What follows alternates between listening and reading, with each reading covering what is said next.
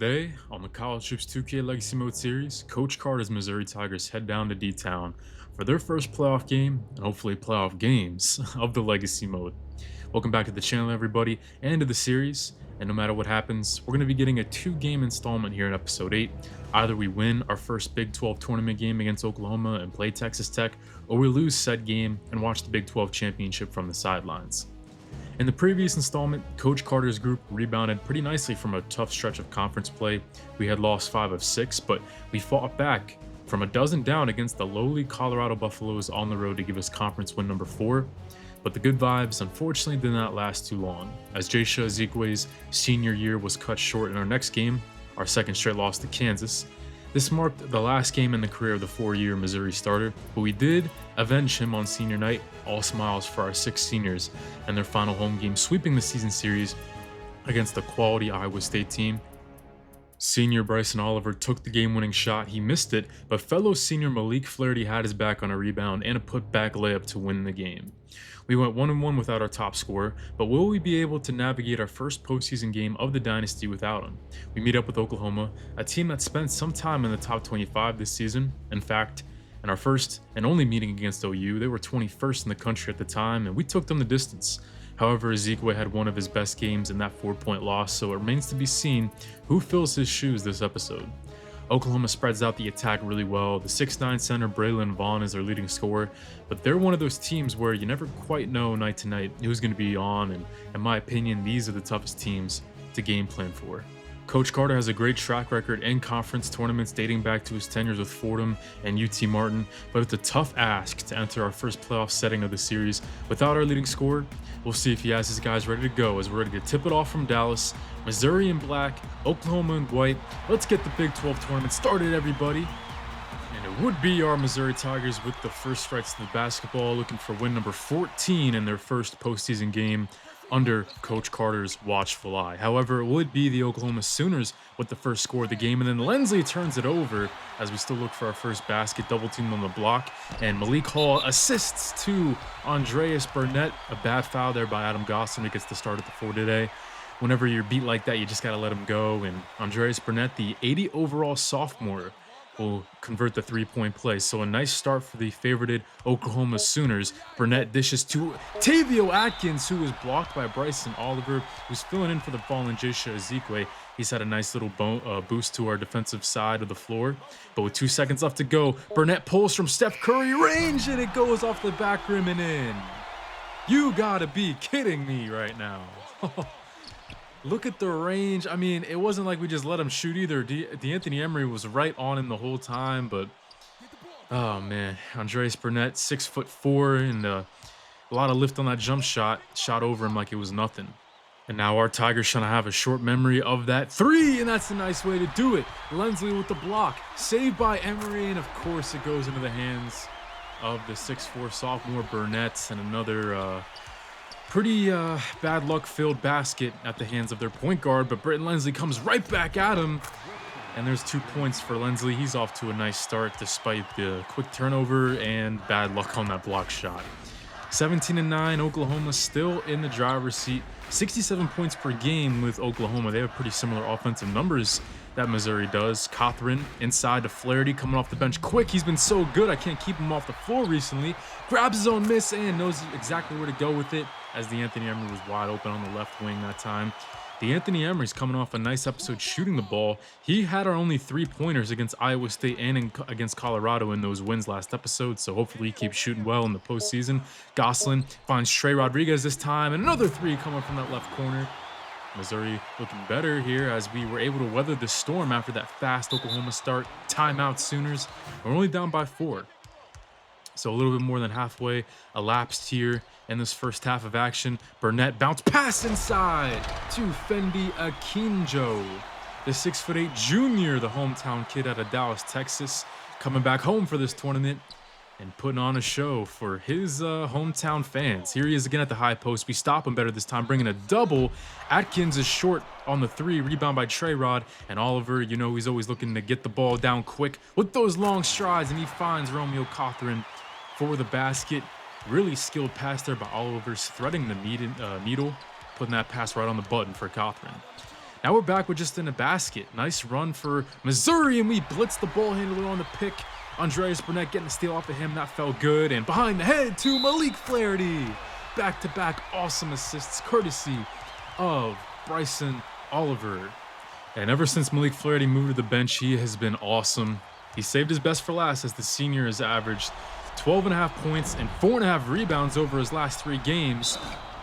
And then we get the rebound off the missed free throw, Britton Lensley helping out his front court mate, and he would knock down a free throw. However, the missed free throw was kind of an omen for this first half. The one bad part about this first half for Missouri is we shot pretty poorly, 3 for 9 from the free throw line. However, Romeo Cawthorn kicking it out to Trey Rodriguez for his second three-pointer of the first half. Rodriguez has also played a bigger role ever since we lost to Ezekwe.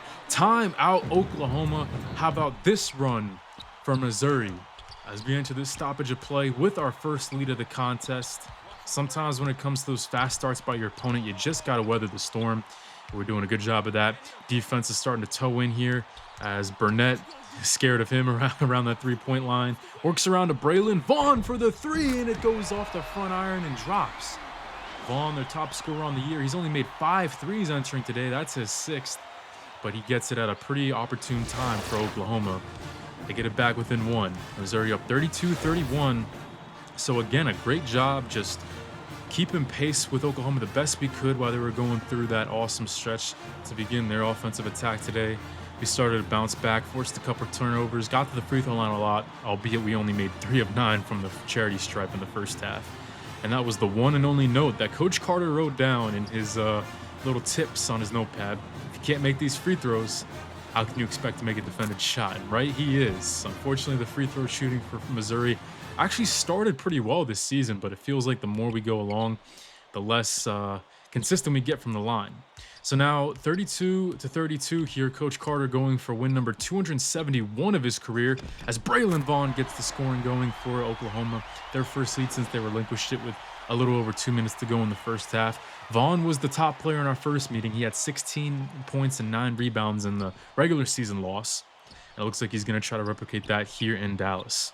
11:20 to go, still a tie game. Akinjo, Burnett to Vaughn. He misses, but Akinjo somehow grabs the rebound in a pack of Missouri players. He's fouled by Gosselin, who's had a pretty rough go of things here today. Malik Flaherty comes in for him. And unfortunately, rebounding here at the beginning of the second half, kind of looking more like it did around mid-season. So we're regressing on the boards here today as Flaherty then fails to grab one over Akinjo on the offensive side of things that time. So Oklahoma up by 5. Oliver picking up Burnett. I switched the matchup. I want to get some length on Burnett, so hopefully he can't shoot over Emery all the time. But that means Emery has to cover Malik Hall, and he knocks down the 3. Hall, their second leading scorer at 6'3", and we call timeout, facing our biggest deficit of the second half. We do exchange baskets with Oklahoma, down by 6, and now Oklahoma moves into a 2-3 zone. High post to Flaherty, kick out to Trey Rod, and the closeout comes out too slow. It is Trey Rod with a new career-high 3 threes made in this game. He hasn't done that. Hasn't had a hat trick from downtown so far in his young career, but he's having one of the best games of his freshman year, the former walk-on, with a couple big shots today. 6:12 left to go. Looks like they want to get it into Braylon Vaughn, and they telegraph that pass. Emery crossover, handoff to Trey Rod, and he makes it in traffic. 6-man meter to the max. I know it's a longer travel time coming all the way down from Columbia versus Norman, Oklahoma for these Sooners. A lot more red in the audience than yellow. However, we still are making this place pretty loud with the Missouri faithful that came out. How about a steal as Burnett gives it away? Trey Rod, how about guard to guard lob action? Back to a tie game with 5 minutes to go, and these Sooners are sweating. And no matter what happens today, you got to be proud of these Missouri Tigers, playing with a lot of character here in the first round of the Big 12 tournament without our leading scorer, Jaysha Ezekwe. Atkins dribble drive, and he leaves the layup short. Big time chinning of the ball by Britton Lensley, and it is Bryson Oliver. Nobody stops the ball. Man, he's like Giannis. It only takes him 1 or 2 steps to score from the half-court line. Oh, man. So Missouri back within the lead. Pick for Fernandez, the backup point guard. Malik Hall tries to find him on the cut. They've been running this play a lot today, but instead He'll try to ISO against Xavier Bigelow, and the weak side block is committed by Malik Flaherty. Big time defense down low from Missouri. We're going to skip ahead a couple minutes. Now with just 2 minutes left to play, still tied up 57 apiece. But a lot more of a defensive game here down the stretch. Emery wants to screen, and he'll drop it off to Lensley. Turns over his right shoulder. It's blocked and taken away. Braylon Vaughn recovers nicely, and Atkins to Hall. Into the low block, and it's tipped away and picked off. Lensley has the piece of candy, gives up to Bryson Oliver, who knocks it in from the Baby J range. Feels like Oliver's always good for about 6 to 8 points a night, either via the layup or the short baby jumper he's so good at, and he closes out nicely. We got 90 seconds left to play with the lead against Oklahoma, and Bigelow, I know he wants that baseline, it's open. Instead, we'll take our time with Lensley, trapped in the short block. It's Bryson Oliver, who nets the three. Bryson Oliver knocks it down. He has been terrible from three all season long, but in the biggest moment of our season, he comes through. You notice how it's all the seniors making the big plays here down the stretch. Atkins, though, with a foot on the line, does cut it back to a one-score game, but all the seniors, I mean, Bryson Oliver, Britton Lensley, and Malik Flaherty playing some of the best minutes we've seen from them all season long here, as this game, this playoff matchup hangs in the balance.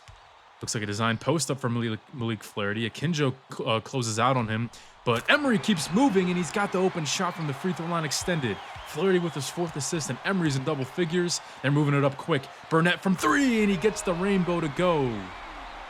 Knocking down another one from NBA range, and now the Sooners playing the foul game. Burnett will put Britton Lensley on the line eventually after we waste some time here. 14 ticks left. Britton Lensley at the line.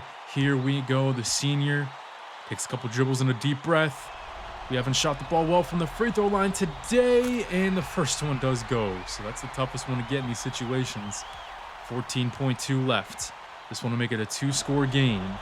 The 20-win Oklahoma Sooners on the line, and now they're going to have to go quick after we make 2 of 2, 2-score game. Malik Hall rushes it up the other end. 10 seconds to play. Braylon Vaughn, he makes another. You got to be kidding me. Braylon Vaughn saving all the three-point shooting for his first playoff game of his season. Now this time, more conventionally, it's D'Anthony Emery at the line. Front end of the 1-and-1. It's long, picked up by Lensley. The layup doesn't go. 3 seconds left. Oklahoma for the win. Burnett from 3, and it's off the right iron. It is off the right iron, and Missouri holds on 66 to 65. Man, the second that last shot went up, the ending of Duke and UConn flashed in my head. I really thought Burnett was about to recreate that game, but no such magic today. I do apologize to all my Duke fans out there, but Coach Carter comes to Dallas and leads his team without his leading scorer to the biggest win of the legacy in a playoff setting. Whew, all right, we can all take a deep breath. Man, what a game. 5 players in double digits, including 2 bench players, Trey Rod and Malik Flaherty. I mean, honestly, what a game from those two. And what a game from Lensley, D'Anthony Emery, and Bryson Oliver. I mean, for some reason today, the senior magic just prevailed. All of our seniors making big plays down the stretch, and now we're going to move on to the second round, the quarterfinals of the Big 12 tournament. And we're going to have a crack at revenge in the quarterfinals as well. Before that, however, let's see how the first round treated the rest of our Big 12 adversaries. At the top of the bracket, Nebraska upsets Oklahoma State by a single point. They're going to have the pleasure of playing the newly crowned #1 team in Kansas. Iowa State handles Colorado. They're going to get number 24 Baylor. Below us, Texas A&M didn't even make the bus ride to Dallas, it looked like. Just 29 points scored as K-State defeats them, and they would go on to give Texas a decent fight. But Coach Falls' Texas Longhorns enter the postseason as one of the hottest teams in the country. So if we can somehow get by Texas Tech, we'll get a rematch in the semis against our main character's coaching rival. But let's not get ahead of ourselves here, because Texas Tech stands in front of us first. Hungry to improve their NCAA tournament resume, they made the Elite Eight last year and possess one of the best backcourts in the country. Bennett Wooten's the man to watch, one of the best players in Red Raiders history, making 2.5 threes per game. This is a revenge game. We just played Tech in simulation back in the regular season not too long ago. It was our first game without Ezekwe, and they blew us out during a pretty vulnerable time for the team. We have some games under our belt without him. We know it works now, So let's see if we can catch them napping and most likely expecting another easy win against our weakened roster. And not only is it a revenge game for us, but it's also kind of a revenge game for Tech too. In the Elite Eight last year, Coach Carter's Fordham Rams were the ones to end their season and our second national title run. So this coach probably hasn't forgotten that, as Bennett Wooten, he was on that team, and I don't think he has either.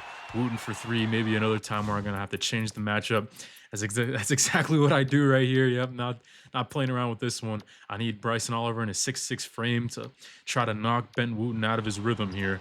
But it's not working too well so far. Another slow start for Missouri, 7-2 game. Tech Raiders in the lead. Short on the 3, it's Xavier Bigelow, who is a little bit quiet in the quarterfinal, or the first round game. Wooten gets to the elbow and goes high to low. Him to Leslie Farrell. He's his backcourt partner, and those two are an elite pairing, and can't even get the ball up the court this time. We're gonna have to call timeout deep in our own territory. So 14-9 now. We got the mismatch here. D'Anthony Emery has the big man on him, but that also means that there's a mismatch somewhere else. And in this case, it is Britton Lensley with the little post hook. He's been the best Missouri Tiger so far. He's got 7 out of our 11, making 3/4 of his shots so far. D'Anthony Emery again harassed at the timeline. Surprised that one got through. And Malik Flaherty gets it down low. Kick out to Xavier Bigelow as we beat the press that time. It was a little bit hairy. Didn't think that first pass was going to get in there. But Bigelow with his first 3-pointer of his postseason. Missouri as a team has gotten their 3-point shooting up above 36%. And we were 5 of 8 from 3 in the first round win against Oklahoma. But here on the ball reversal, speaking of threes, Bennett Wooten, you know, with no Bryson Oliver on the floor, I'm kind of at an impasse. I don't know whether to put Emery or Cothran on him. Emery's got the speed, but he doesn't have the height, and vice versa for Romeo Cothran. Speaking of the two, they link up here with a pretty impressive backdoor basket. Romeo Cothran, that was a designed play for him. And Cothran is a very underrated cutter and overall off-ball player. Maybe I should do some more of this with that burly frame of his. He can just, waltz his way right into the paint without much resistance with that big frame he's got. So D'Anthony Emery, one of the top passers in the conference this season, throws a nice assist that time. Now down by 6 with 6 to play. Cothran, not really much of an iso ball scorer, but we go high to low. Adam Goslin, who has continued to struggle here in the postseason, gives it away. Leslie Farrell, reversal do. Frazier for 3, no, but it is tipped and punched down by Brandon Boddicker, the 6'11" center. He's a tough matchup as well. Can't forget about him. But look at this find now. D'Anthony Emery just continuing to one-up himself. I mean, he had to put this one right on the button to get it in between 2 Red Raider defenders. And him and Trey Rodriguez shown some rapport this episode. They had the lob to one another. And this time, D'Anthony, he returns the favor. However, a couple minutes later, it's another pretty big run by Texas Tech, now up 31-20, and that's the thing with these good teams. If you let off the gas just for a second, they'll make you pay, and they'll leave you in the rearview mirror pretty quickly, as now Bennett Wooten has his 5th assist, Boddicker his 3rd basket. Timeout Coach Carter, as Texas Tech has opened it up to a 15-point lead. As Bryson Oliver checks back in, we go low post to Lensley, and we're running a play for Xavier Bigelow. That's one of my favorite plays to run against the 2-3 zone. We just have Oliver, whoever, screen that top guy on the same side of the zone where Britton Lensley's posting up, and we get Xavier Bigelow open for a 3-pointer. We've run that play a couple times this season. 12 seconds to go. Last shot for Texas Tech. It rims out. Penn's jumper from the corner can't go, and Bigelow with 3 seconds to go. Oliver, everyone getting a touch, and Lensley gets blocked inside by Leslie Farrell. As the backcourt duo doing a lot today for Texas Tech. 39-29 is your halftime score. Missouri trying to bounce back after that little lull they had. They're near the end of the first half. It's been a really tough game for our guards to match up against, with this awesome backcourt duo. They've combined for 27 points. And I believe 6 assists. Yes, 6 assists and 27 points for this Texas Tech Red Raiders backcourt. It's all got to start there between Bennett Wooten and Leslie Farrell. We got to find a way to slow this duo down before it's too late. There's only so much we can do without Ezekwe. Oliver's doing the best he can, and same with D'Anthony Emery. But sometimes when you're on, you're on. We're also going to have to be mindful of our turnovers. We had 5 entering the half, and we only had 7 in that win against Oklahoma. So we're going to need those possessions here late in the first half. We can't be turning it over against a team like this, as Lensley in the low block gets it to go with the little post hook. He has had an awesome postseason tournament. I talked about Malik Flaherty saving the best for last, but so is Flaherty. However, I try to throw in a little ripple, a full court press, as we only forced 2 turnovers. However, little there on the jumper, he gets it to go. So Texas Tech not having much trouble deciphering our full court press. Meanwhile, it's another turnover. That's the 6th of the game for the Missouri Tigers. And Leslie Farrell is just dialed in right now. That guy's playing out of his mind. Timeout, Coach Carter, down by 14. And right now we're teetering on our biggest deficit of the game. That was 15 in the first half. One more basket can make it 16, and that's what happens.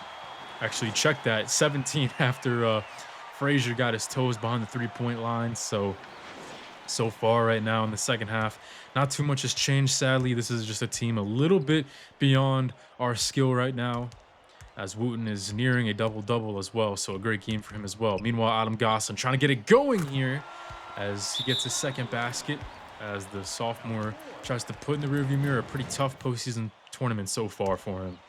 Now he shares the court with Malik Flaherty this time, as that one's almost stolen from Bigelow. Can't have that happen again, as Leslie Farrell is jamming him here near the timeline. We set a screen for him. Bigelow fake uses the screen. A nice take, but it doesn't go. Gosselin there for the cleanup. Yes! And end one for the Missouri Tigers. A huge play there as we get it back within 10. And Gosselin would get the free throw to go. Shooting a lot better from the line today. We were 7 of 15 from the charity stripe. I can't believe we still won that game, missing 8 free throws in the first round, but we did. And now here in the quarterfinals, trying to force a semifinal game against our biggest rival, Texas. 4:42 left to go. If we want to start the comeback, it's got to start now, and that's a great way to get it going. Emery with assist number 3, and Lensley breaks 20 points in this one. Texas Tech, however, one of the best offenses in the country. They get another basket. We can't trade those. We need some stops right now. But Bigelow, screen and pop with Romeo Cawthron, who just bullies his way inside. That was like a Cam Scattaboo goal line run right there. And Cawthron with 2 nice baskets in this one. And there's a timeout for Texas Tech, maybe sweating a little bit here. We keep getting it under 10, but they keep scoring. So with 3 minutes to go, again, we find ourselves down double digits. Bryson Oliver clears it out for Emery to try a 3. It's tipped by Wooten. So Lenz is going to have to cook up something fast. Kick out to Oliver, and he gets another one to go. Bryson Oliver only entering the tournament with 6 threes on his season. He's got 2 over the last 2 games, and this one couldn't have come at a better time. Wooten setting up his troops. Gets a screen here. Little handoff to Leslie Farrell, and the backdoor cut is converted. Oh, man, those 2 are just cynical. But we do get D'Anthony Emery with a head of steam. Oliver, great find inside to Adam Gosselin. Maybe he should have taken the layup. And Bigelow is short, but Gosselin, it all works out in the end because he would get on the pogo stick and he would grab 3 offensive rebounds on this possession. That is what I'm talking about. Gosselin with a huge second half. 9 of his 11 have come in the final 15 minutes. And right now, Missouri, no matter what, just like that Oklahoma game, they are showing a lot of character and fight in this one. 90 seconds left to play. Lensley almost has it stolen. Breaks out the spin move immediately after and gets 2 more flashy points. This is what I like to call the flow state, everybody. Not deterred by the tip. Just grabs it right back and spins through the entire Red Raiders defense. Lensley is well within the flow state. If you're a basketball player, you know what that means. I don't got to explain it. Now approaching 60 seconds left to play. Perhaps trying to set up a screen for Bryson Oliver. No, Lenz is going to take it himself, and he gets 2 more points. Had the mismatch against Andreas Penn, and he's got 25 points on the nights. Lensley approaching a career high of 28. 53 seconds left to play. Need the stop, down by 5. A score can make it a 1-possession game. Penn on the back door, though. They have been killing us with the backdoor feeds all night long, and they get 2 more on one. And all in all, just a little bit too little, too late for Missouri. We send Mario Little to the line moments later with 27 seconds left to go. Down by 6, now down by 7. As he was their weakest free throw shooter in their starting 5, yet he does not miss any opportunities to extend the lead. Lensley to Emery. Last chance today. We need a 3, but it's short. Rebound and cleared by Little. Wooten goes to the line, and of course he would knock down 2 for 2. 78-69. That would be your final, as Missouri's season would come to an end here in the quarterfinals after a 14-win season and an upset win in our first playoff game of the Dynasty mode here with Coach Carter. But Missouri Tigers, our Missouri Tigers, they got no reason to hang their heads. Coming from a team that just won 8 games last year, Coach Carter and his group of guys, they finished year 1 at just a game under 500. And maybe if we had a couple, few more minutes, we might have knocked off the Red Raiders as we came storming back near the end. And we have a lot to be proud of in this first season as it comes to an end. And hopefully with multiple franchise-changing prospects on our recruiting board and this high note to end the year on, we can use this modest momentum to lead into a big-time offseason for Coach Carter. And leading the Missouri Tigers today, how about 27 points for Britton Lensley, tying his career high in his final college game. He and 5 other seniors played their final game today, including Malik Flaherty and Bryson Oliver. Bryson Oliver really stepped up and played important minutes down the stretch with no Jaysha Ezigwe. But Ben Wooten and Leslie Farrell, 42 points and 13 assists combined, just couldn't overcome that in the quarterfinals. So after our season comes to an end, let's check out the rest of the Big 12 bracket. We already saw K-State lose to Texas. So 2 top 25 Texas teams marks the first semifinal game for the Big 12. Moving on up to the top of the bracket, Baylor has no problem with Iowa State, and neither does Kansas. So all the teams with first round byes, they get to the semifinals, starting with Texas and Texas Tech. This game lived up to the hype. 85-89, Texas prevails, but Bennett Wooten went down swinging, 31 points and 7 rebounds in the loss. Coach Falls makes his second straight Big 12 championship game, looking to win this time around, and he'll get Kansas coming from the other side. I think these teams were on a crash course for each other, as the Jayhawks, they're the number 1 team in the country right now, and Texas enters as possibly the hottest team in the country. And this game has massive March implications. Kansas is firmly within the 1 seed picture, but Texas, after entering conference play unranked, they've climbed all the way up to a 2 seed, possibly meaning that whoever wins the Big 12 title matchup will enter March as a 1 while knocking the other one down a seed line. And as I've said before, I've tried to work on, trying to cut some of the fat out of my videos. So we're going to try something different for this Big 12 championship. Just going to cut to the good stuff with just a minute remaining. This was much more of a defensive game than I expected. Texas was up 30-25 at the half with a couple of Jayhawks sidelined early due to foul trouble. But they got back into the game and now down by just 5. Kansas, with seconds left to play, looks for a huge shot.